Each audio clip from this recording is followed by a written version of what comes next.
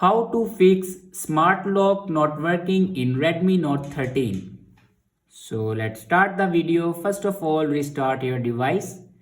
For restart your device, press and hold volume up button and power button at the same time like that. And then swipe up to power off your device and then turn back on.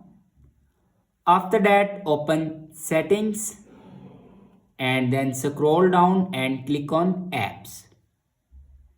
And then click on manage apps and search here Google services.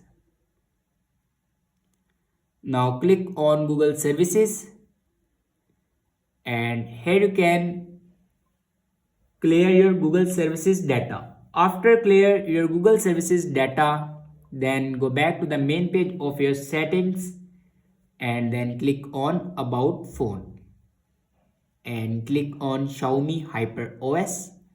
Now here you can check your software updates.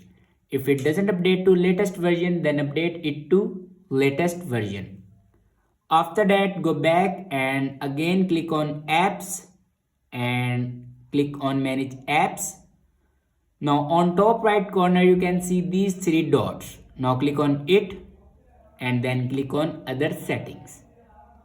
Now click on reset app preferences and then click on reset apps. After reset the app preferences, your problem will be fixed.